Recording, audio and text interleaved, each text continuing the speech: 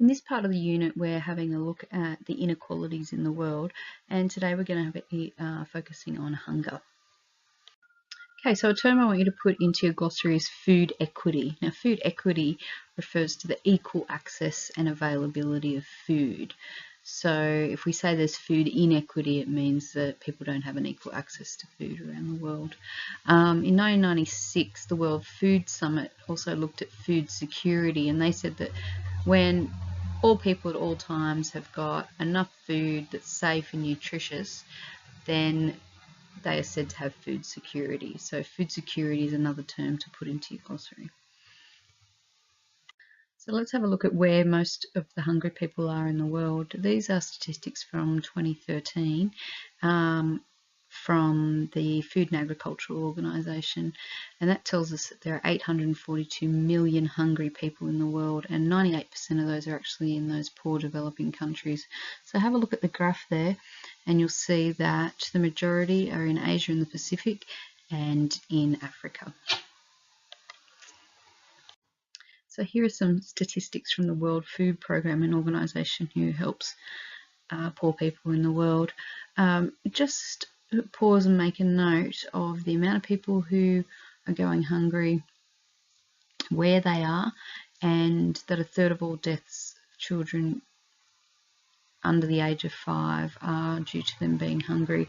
As you'll see over here, hunger actually is killing more people every year than AIDS, malaria and tuberculosis. So the Millennium Development Goals that were put together by the countries in the United Nations, they're actually their first goal lists that they want to eradicate extreme poverty and hunger. So they had 3 targets. One was to halve the proportion of people whose income was less than $1 a day. The second one was to make sure that women and young people had productive employment. And the third thing was to halve the people who suffer from hunger. So at the moment they have actually worked pretty hard to achieve that. You'll see down here that the people living on less than $1.25 a day actually fell from 47% in 1990 to 22% in 2010, and that was 5 years ahead of their schedule of 2015. And they've also had a decrease in the number of people who are actually undernourished. So that's from 23% down to 14.9% in 2010-2012. So we've still got 870 million people who are going hungry, but we have had those decreases due to the Millennium Development Goals and their work. One of the reasons why people are going hungry in the world is because there just isn't enough food for them to eat. So in some areas there's not a lot of vegetation, they haven't got any animals, they don't have transport to get food to people. So there actually are communities of people who don't have access to that food. Now, another reason that people are going hungry is due to famine, and that's when there is a severe shortage of food in a region, and that can be due to war, drought, floods, or even big pest plagues. So when there's famine, it generally leads to increased food prices, and then even more people can't access food. Droughts are a huge thing. Obviously, when there's droughts, there's not enough water to grow crops, then there's no crops to feed animals. So drought is one of the big reasons that there's famine in the world. And we start looking at climate change. A lot of our farmland in the world is actually being eroded, or it's under the effects of salination or desertification, or even chopping down all the trees. So that also affects the amount of food that's available in the world. So in Australia, we are actually creating enough food to feed 60 million people. So there's plenty of food, but we still have over 2 million who are living in poverty, and we're actually throwing out 4 million tonnes of food every year. So let's have a look at some of the big issues relating to food inequity in the world. So there is enough food to feed everyone, we know that already, but the problems are that some of the best land is often used by TNCs to grow cash crops like coffee and cotton. So these crops are there to make money for the farmers, but they're not actually providing food for the community. Another issue is that grain crops are actually being used to feed the animals and also to make ethanol. So once again, you've got things like corn being used for other things than feeding people in the community. Another issue is that many farmers in the developing countries are actually in debt to the government, and they have to pay them back. So they have to grow their crops and sell off all their food, and then they don't have enough food for their families. So here's our picture on corn, and it's showing us that not all food that's grown is actually used for human consumption. If you have a look at this top half here, yeah, almost half, 39%, is being grown for biofuel, which is an alternative fuel source. Then the next 37% is actually being used for animal food. So we haven't even got to humans being fed yet. Exporting here, 13%. And then this last 11% of all corn grown in the world is actually used for people to eat as food. So if we just go back and have a look at transnational corporations, they actually play a huge role in food supply across the world. Many of those TNCs are actually controlling the food, and they've got the power to decide how much is being produced, where it's grown, where it will be sold, and what the price will be that it's sold for. So they pressure a lot of farmers to grow cash crops instead of food to eat. So cash crops are things like coffee and cotton that are sold just to make quick amount of money. And if you have a look at the pie chart on the right hand side, it shows you where all the coffee is grown in the world. So coffee is seen as one of those cash crops because you're just growing it for money, you're not growing it to actually produce food to feed a community.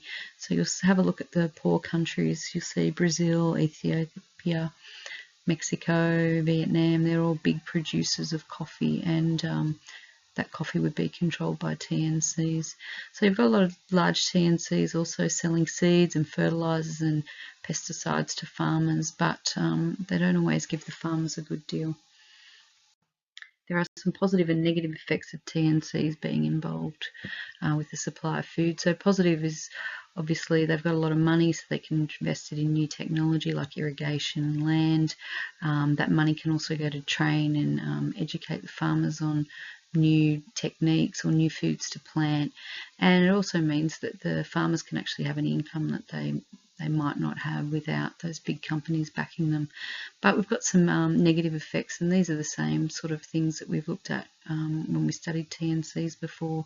You've got the exploitation of workers, damage to the environment, cultures being threatened, more like a bigger increase in food inequity, and a lot of these companies are managed by foreigners who then don't look after the interests of the local people. So you might have heard the term fair trade, and fair trade is actually a system that tries to improve the conditions for food producers around the world. So they look after farmers, making sure they get a decent price for their food, that they've got good job security, that they can produce food in sustainable ways. And in doing that, it's also improving the standard of living, community healthcare, education and training. So this is really important because 80% of the people in the world who are hungry are actually involved with producing a lot of the food, and we saw that from the coffee example. So looking to actually buy foods that have been produced through fair trade agreements is a good thing to support poorer farmers in these developing countries. Let's just have a look at the term malnutrition. So here's a definition for your glossary. Malnutrition is when a person doesn't get enough nutrition to sustain their normally bodily functions because of a poor diet. So in the developing world, we've got 1 in 4 kids that actually stunted, means that they can't grow enough because they don't have enough nutrition. Another statistic there from World Food Programme is that the first 1,000 days of a child's life are really critical, and making sure that they have good food during this time can actually decrease the risk of stunting. And it's interesting to see that 1 out of 6 children in the world, which is about 100 million, they're actually underweight. So some really bad statistics there which tell us that there are a lot of people going hungry in the world, and especially children. So some things for you to think about. What would it be like to not have enough food to eat on a regular basis? You know, how would you feel? How would that affect what you got done through the day? And also, being in a developed country, I want you to have a think about, you know, do you take food and water for granted?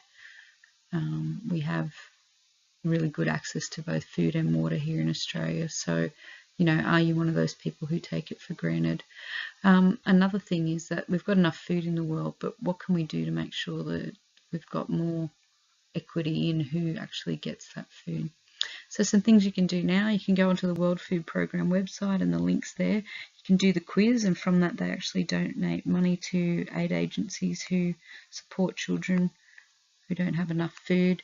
And the other thing you can do is take a picture of your food, and if you're on Instagram, hashtag it with meal for a meal, and that's the company Virgin is actually donating money to Oz Harvest, who go and collect food waste and distribute it to organisations to feed the poor. So if you're on Instagram, take a photo of your next meal with the hashtag meal for a meal, and you can be donating money to Oz Harvest.